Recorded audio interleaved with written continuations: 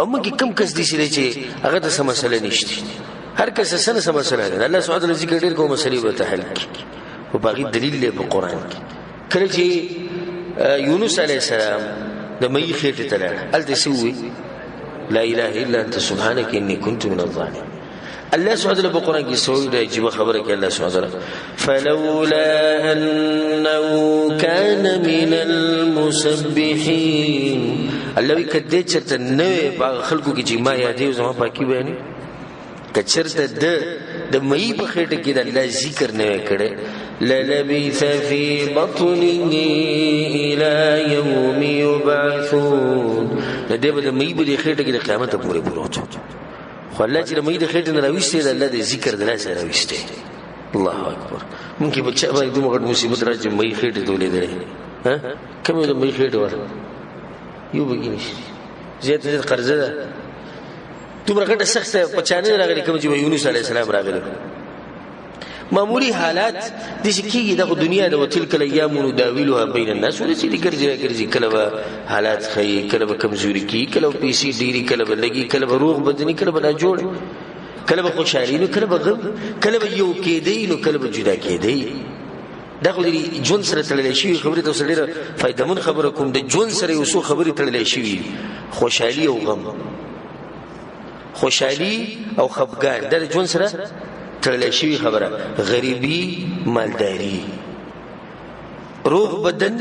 او بیماری یو ځکېده او بیلتون دا خبرې د جون سره سړي تړلې شي خبرې نکه حالات بالفرض یو سورج له کمزوري شو نو به کې موږ څه کوو چې د څنګه دا عقيدي خراب شي عقيدي به خرابو الله به دغه یقینو بس دغه یقینو دغه پوری یقینو نه بدی چې ټیم کې ځان ته دره دوی چې یونس علی السلام پغمنی سخت راغله دې سخت لا په مونږ کې بچانه راغلی او چې کو الله یاد کو الله دې سخت نه وشي تاسو الله یاد کړئ مې الله سبحانه وتعالى ذکر چې کې الله به تدري سخت او دې مصیبتونه سکی تابتي وباسي دې ذکر د الله سبا الله بستا غمونه ختمي یې څنګه غمونه ډيري سوچونه ډيري فکرونه ډيري هر څړي خاص کر په مسافرۍ کې د فکرونه ډيري غمونه ډيري د مور پلار سوچته د بچو سوچته د غوړي تربيت سوچته د پیسې سوچته دلته د اوسېدو لپاره ظالم څخه پیسې ګټل پکار دي ډېر سوچونه چې هر انسان ته شته دي سوچ نشي هغه دي سوچونه خلاص دي د مالدار چې څومره غمونه کې دونه د غریبانو د ګرې نشته خو هر انسان د غمونه شته د دې غمونه د وټولار هغه د الله سبحانه وتعالى ذکر کول او باقي دلیل له قرآن کې هم د یونس علی السلام په دې قصه کې الله سبحانه وتعالى سوې یونس علیہ السلام دا قصه لکه وذنوني ذهب مغاضبا فظن ان لن نقدر عليه الله يميو على غسو خپو د خپل قوم نه د مې خېټه الله سبحانه وتعالى واچو فنادى في الظلمات بيبرتروك الله تشغواري لا اله الا انت سبحانك اني كنت من الظالمين الله ذکرېو الله یاد کو یادنکو یادکو نتیجه سره فاستجبنا له ونجيناه من الغم وكذلك ننجي المؤمنين الله موږ دا خبره واورید دا ذکر د الله سبحانه وتعالى یادول هغه موږ واوریدو ونجيناه من الغم غم موږ راوستو وكذلك ننجي المؤمنين لو دغه موږ مؤمنان د غمون راوباسو او چې د بشانه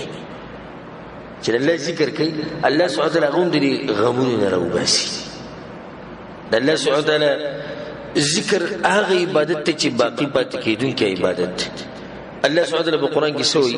المال والبنون زينة الحياة الدنيا الله مال زمن اولاد دنیا خايست بس نور بګی سنشت فتنه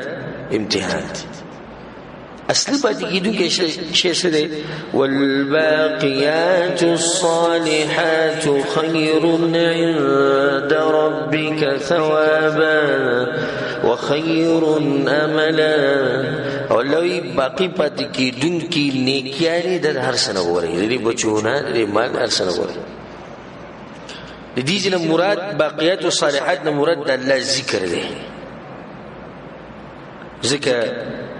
جمهور علما دا چې باقیات الصالحات دا ذکر دی، سبحان الله والحمد لله ولا اله الا الله والله اکبر ولا حول ولا قوه الا بالله العلي العظيم. الله وی دا الله یادول دا اوچت نعمت والباقيات الصالحات خير عند ربك ثوابا، پدې باندې غړغړ ثوابونه ملوي انسان ته. دې ذکر ته الله سبحانه وتعالى ویلي الباقيات الصالحات. الله بقرآن کې سوې په سورة الانفال کې واذكروا الله كثيرا لعلكم تفلحون، او الله یادوي په ډیرو یادولو سره تاسو ته کامیابی ملو شي،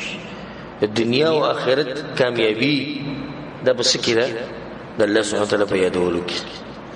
ډیر عجیب حدیث ته صحیح مسلم کې معاویه رضی الله عنه حدیث ان رسول الله صلى الله عليه وسلم خرج على حلقه من اصحابه. رسول صلی الله علیه وسلم په کور نه ودی جمعه تر په جمعه کې حلقه جوړه شوی مرګري ناس. رسول الله ما جلسكم سره برناسي اغو دي جلسنا نذكر الله الناس لا يدو ونحمده دغه حمد بیانو على ما هدانا للاسلام. الله بدی یادو د الله شکرونه بدی وبس چې موږ د دومره اوچت نعمت راکړ اسلام موږ راکړ ومن نبيه علينا. نو بس د دې نعمت په بدله کې موږ د الله حمدونه او ثناګانې او شکرونه کوو. دغه تناسب رسول صلی الله علیه وسلم الله ما اجلسكم الا ذاك، استاذ په الله قسم چې تاسو صرف دې لپاره ناشي او چې رسول الله والله ما اجلسنا الا ذاك، زموږ په الله قسم دغه ناشي وسره پر خو نه ناشي. رسول صلی الله علیه وسلم ما تاسو قسم په دې درنکو چې زه په تاسو باندې تهمت لګوم یا په تاسو باندې شک کوم، خو خبر داره چې اتانی جبريل په ما بشر اکثر مکه جبريل علیہ السلام راغله فاخبرني نو مال دا خبر راکو ان الله عز وجل يباهي بكم الملائکه، چې الله ستاسو تذکره د ملائکو په مجلس کې شروع کړی او الله ستاسو ذکر الته شروع کړی د ملائکو ته وګوره د مری بندگانو ته ستاسو صفات الله بیانې، صفات کې الله لیکي. نزدیک ما تاسو ته پوښتنه کوي چې دغه لپاره ناشي لکه څه وخت کوي جبريل هغه ماته وي چې په جمعه کې څه کسان ناشي الله یادي او الله به کوم ځای کې تذکرہ کوي، اسمانونو کې دې تذکری چې دا رواني